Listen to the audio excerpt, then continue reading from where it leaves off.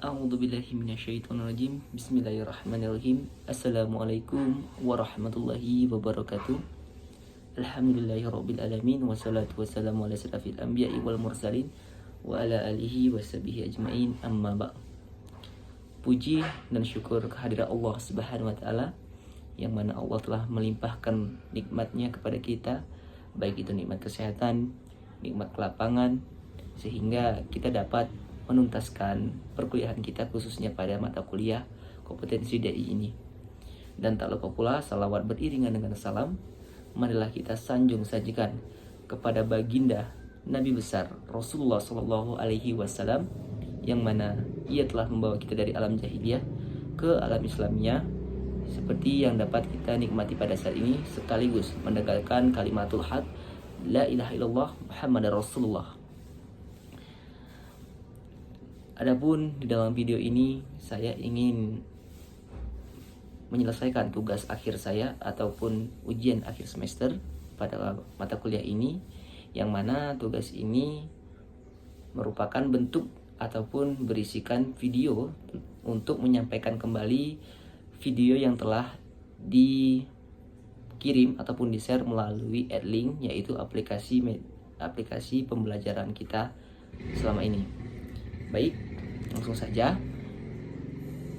Di dalam video tersebut, Ustadz Muhammad Ajib menekankan kepada kita sebagai umat Islam, sebagai Islam yang taat, harus ataupun wajib untuk mengenal Tuhannya. Siapakah Tuhan kita? Tentunya Allah Subhanahu wa taala, tiada sekutu baginya.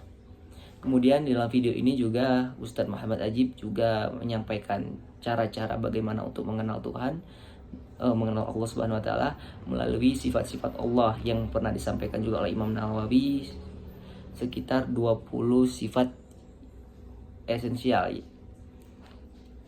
Selain itu, sifat-sifat tersebut meliputi tentang keberadaan Allah Subhanahu wa taala, keabadian, keunikan, kekuasaan Allah, kehendak Allah, ilmu, kehidupan, penglihatan, pendengaran, dan ucapan Allah Subhanahu wa taala. Namun di dalam hal ini tentunya penglihatan, pendengaran, serta ucapan kita sebagai makhluk sangat-sangat jauh berbeda dengan bagaimana Allah menyampaikan firman-Nya, bagaimana Allah melihat hamba-hambanya, bagaimana Allah mendengarkan apa yang diucapkan oleh hamba-hambanya. Tentunya itu sangat berbeda. Maka dari itu mungkin untuk penjelasan ini harus kita bagi ke lain kesempatan, lantaran juga disampaikan oleh Ustadz Muhammad Ajib ini untuk hal yang seperti ini tuh memang sedikit menjelimet, artinya itu mungkin sedikit rumit ya untuk dibahas dengan singkat. Jadi mungkin di kesempatan lain nanti akan dibahas lebih jelasnya lah. Nah, kemudian sebelum kita berbicara lebih dalam tentang bagaimana caranya untuk mengenal Allah Subhanahu wa taala sebagai umat Islam, tentunya kita harus terlebih dahulu tahu apa dasar hukum ataupun dalil yang mana dalil ini tuh menjadi hukum bahwa kita tuh wajib untuk mengenal Allah Subhanahu wa taala. Nah, dalam video diterangkan oleh Ustadz Muhammad Ajib di dalam Quran surah Muhammad ayat 19 yang artinya, ketahuilah atau kenalilah bahwa sesungguhnya tidak ada Tuhan yang berhak disembah berdasarkan kebenaran kecuali Allah. Nah, dari ayat inilah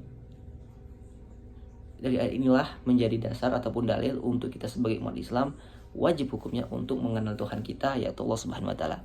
Mungkin saja kita tidak asing dengan pertanyaan-pertanyaan mengenai bagaimana wujud Allah, bagaimana bentuk Allah dari orang-orang yang belum mengenal apa itu agama Islam, ataupun bahkan orang-orang yang memang tidak menganggap Tuhan itu ada, atau yang biasanya kita sebut orang tersebut ateis ya, yang tidak mengakui bahwa adanya Tuhan. Maka dari itu tentunya kita sebagai umat Islam dalam hal ini wajib hukumnya untuk mengenal Tuhan kita, Allah Subhanahu wa taala. Nah, dalam video ini Ustaz Muhammad Ajib juga menyampaikan diantaranya cara untuk mengenal Allah itu yang tentunya berkaitan dengan 20 sifat esensial yang disampaikan oleh Imam Nawawi. Di antaranya yang pertama ialah meyakini bahwa Allah itu ada. Saya rasa untuk poin yang pertama ini tidak ada pertentangan ataupun pendapat-pendapat yang justru menimbulkan kebingungan di sini, karena saya yakin dan teman-teman juga yakin bahwa kita sebagai orang Islam, umat Islam pastinya yakin bahwa Allah itu ada. Tidak ada keraguan di poin ini. Kenapa? Karena buktinya di dalam kita beribadah, yaitu sholat 5 waktu, kita mengucapkan asyhadu alla ilaha illallah, yang mana di dalam lafaz tersebut juga kita sudah mengakui bahwa Tuhan kita itu ya Allah, dan tiada Tuhan selain Allah. Itu menjadi salah satu bukti bahwa memang ya Allah itu ada, dan kita harus benar-benar yakin dan meyakini bahwa Allah itu ada. Untuk yang kedua, cara mengenal Allah yaitu yakin bahwa Allah itu ada tanpa ada suatu permulaan. Apa maksudnya? Jadi, apa yang kita lihat di dalam alam semesta ini, baik itu alat-alat elektronik yang kita gunakan, handphone, laptop, ataupun yang lain yang biasanya kita gunakan, pakaian dan lain-lain, tentunya dalam penciptaannya, dalam adanya wujud dari suatu benda itu melalui proses ataupun pembuatan-pembuatan yang menjadi permulaan dari terciptanya suatu produk atau barang tersebut. Begitu juga dengan alam semesta yang ini yang kita dapat nikmati. Tanah yang kita injak, air yang selalu kita minum, kita kenakan dalam kehidupan sehari-hari, matahari, gunung. Begitu besarnya kuasa Allah, Ia mampu menciptakan hal-hal tersebut dengan sangat indah. Namun Allah sendiri itu qadim, yaitu Allah itu ada tanpa ada suatu permulaan. Jadi kalau seandainya ada yang bertanya, teman-teman yang memang terkadang menanyakan hal-hal yang sedikit menyeleneh untuk kita sebagai umat Islam, biasanya mereka akan bertanya, jika manusia itu ada, sumbernya dari ibunya. Semuanya itu pasti ada sumbernya. Nah, bagaimana dengan Allah? Siapa yang menciptakan Tuhan, atau siapa yang menciptakan Allah? Pasti teman-teman juga pasti pernah mendengar pertanyaan-pertanyaan tersebut. Nah, maka dari itu ya kita cukup menjawabnya bahwa Allah itu qadim, tidak ada suatu permulaan, dan Allah itu ada tanpa ada suatu permulaan, tanpa ada yang menciptakan Allah tuh, dan itu tidak dan mustahil hal-hal yang seperti itu. Kemudian untuk yang ketiga, Allah itu ada dan tiada akhirnya. Nah, Allah itu kekal ya teman-teman. Allah itu abadi dan tidak ada habis-habisnya. Mungkin di sini kita pernah mendengar bahwa orang-orang tuh bertanya, nah Allah itu kan dari dulu udah ada, kapan tuh masanya Allah tuh habis? Nah, itu kan suatu pertanyaan yang tentunya sangat aneh juga lah kita dengar, karena kan yang namanya Tuhan itu abadi ya, Dia tuh yang akan mengatur kita di dunia dan kedepannya kita di akhirat, begitu. Jadi untuk ini kita juga harus meyakini bahwa ya Allah itu tidak akan hilang, baik itu kasih sayangnya kepada hamba-hambanya, rezekinya, insya Allah kita semua dalam perlindungannya. Dan kita harus meyakini bahwa Allah itu tidak ada akhirnya. Kemudian yang keempat, tidak ada satupun yang serupa dengan Allah Subhanahu wa Ta'ala.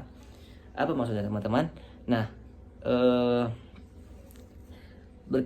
seperti yang telah saya sampaikan sebelumnya, mungkin ada orang yang bertanya, kira-kira Allah itu bentuknya seperti apa di dunia ini tuh? Apakah Dia menyerupai batu yang besar?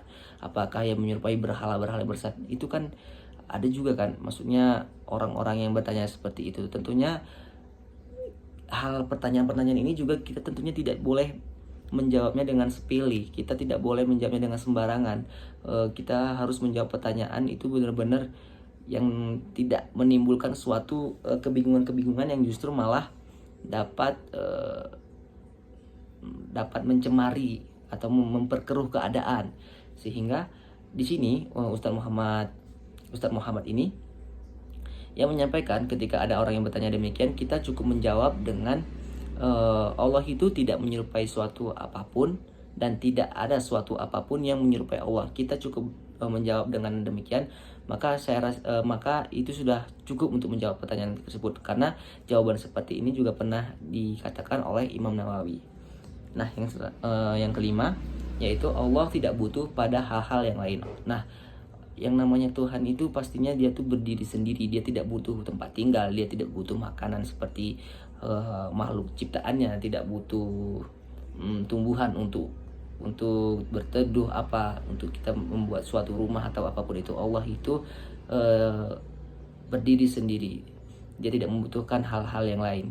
Karena apa? Karena jika ada suatu individu ataupun suatu zat yang membutuhkan hal-hal yang lain, ini merupakan salah satu ciri dari makhluk hidup. Dan tentunya Allah Subhanahu wa taala adalah Tuhan dari para makhluk hidup.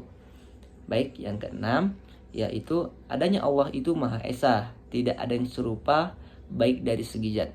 Nah, Allah itu Esa dan kita tidak tahu bagaimana bentuknya Allah, wujud Allah Subhanahu wa taala itu tidak ada yang tahu. Maka dari itu kita sebagai umat juga kita yang mempelajari itu sifat-sifatnya. Untuk apa? Untuk mengenal Allah, sifatnya yang kita pelajari, bukan bentuknya, wujudnya dan lain-lain. Hati-hati kawan-kawan, karena memang banyak suatu aliran-aliran yang justru menjelaskan ataupun menggambarkan, mendeskripsikan ya Allah Subhanahu wa taala itu seperti apa.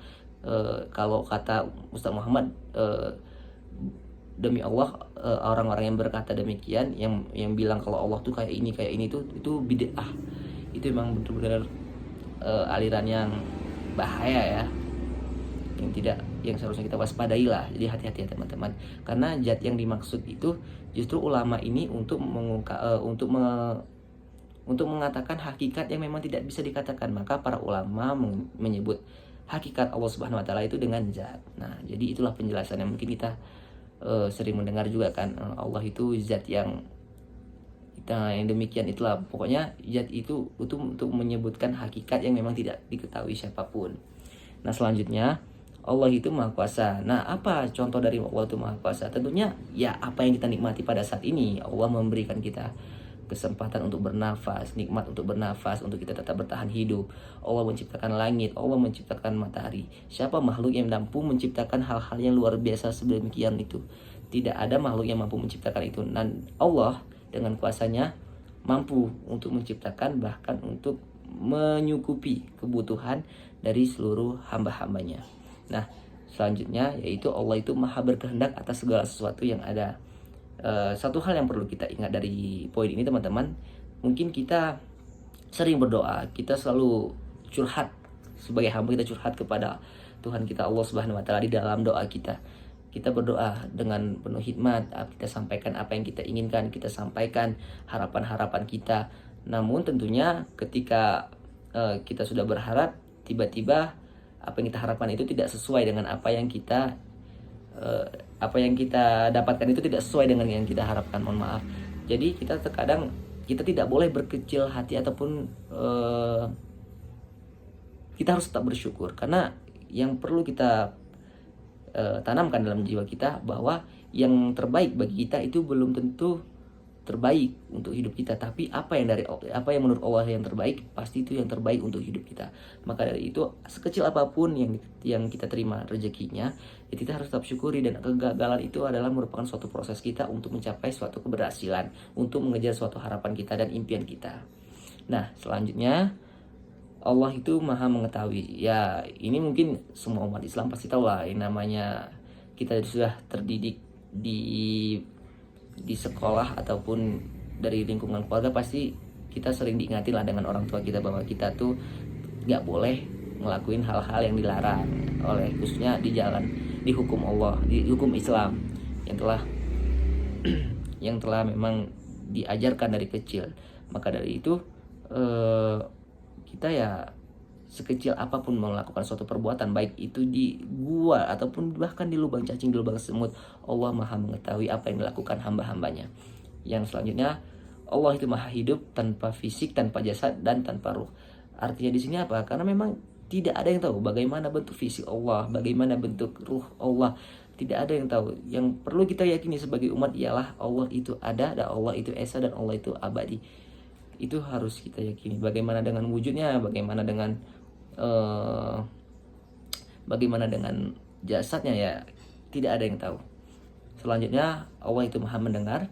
Ya, saya rasa ini juga sudah diajarkan ya dari kita dulu kecil, waktu kita itu tidak boleh berkata-kata yang tidak baik. Nah, kita itu tidak boleh membicarakan hal-hal buruk dari orang lain, menyebarluaskan fitnah, itu tidak boleh. Ya, mungkin yang sering dikatakan orang tua pastinya mungkin orang lain bisa menjaga, mungkin orang lain bisa kamu kelabui dari perkataanmu, tapi Allah itu maha mendengar. Nah, selanjutnya maha melihat. Allah tuh maha melihat, Allah tuh maha mengetahui apa yang kita lakukan sebagai hamba. Tentunya kita dalam hal ini juga percumalah bermaksiat di tempat-tempat yang tersembunyi, karena hitungan di akhirat ya Allah yang menentukan, dan Allah yang maha melihat apa yang kita perbuat. Kemudian Allah itu maha berkalam dan maha berfirman. Nah, ini juga disampaikan oleh Ustadz Muhammad tadi, bahwa ini juga butuh penjelasan di lain waktu, karena ini memang sedikit juga jelimet ataupun rumit. Mungkin kalau ini memang sedikit dalam ya, ataupun luas untuk menjelaskan bahwa Allah itu maha berkalam dan maha berfirman. Tentunya dalam berkalam itu tidak seperti kita yang berkata-kata dengan suara kita, dengan mulut kita, dengan lisan kita. Tentunya ini sangat jauh konsepnya dari apa yang kita lakukan keseharian, karena ya kita makhluk biasa. Tentunya kita juga diciptakan oleh Allah Subhanahu wa taala, dan kesempurnaan itu hanya milik Allah Subhanahu wa taala. Baik, itulah poin-poin ataupun cara bagaimana kita mengenal Allah. Adapun Ustadz Muhammad Ajib juga menyampaikan, apabila kita tidak mengenal Allah, tentunya selain berdosa ya, karena memang kita sebagai umat Islam itu harus wajib mengenal Allah. Tentunya selain itu kita juga akan terbawa arus oleh aliran-aliran sesat, seperti yang saya katakan tadi. Kita harus tetap waspada dengan aliran-aliran tersebut, karena yang dikhawatirkan ya kesesatan, dan kesesatan itu tentunya akan menggiring kita ke arah yang tidak baik, sehingga kita tidak mampu mencium apalagi menyentuh surganya Allah Subhanahu wa taala. Baik, mungkin itu saja yang dapat saya sampaikan terkait dengan video pembelajaran yang sudah dikirim melalui Media E-Link.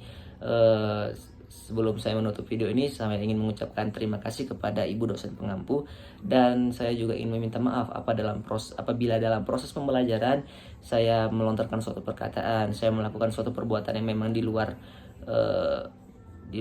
kesopanan, atau mungkin dianggap tidak beradab ataupun kurang beretika. Sekali lagi saya mohon maaf, dan sekali lagi saya mengucapkan ribuan terima kasih karena telah membimbing kami dalam semester ini. Demikian yang dapat saya sampaikan dalam video ini, kurang lebih saya mohon maaf, kesempurnaan hanya milik Allah. Saya akhiri, assalamualaikum warahmatullahi wabarakatuh.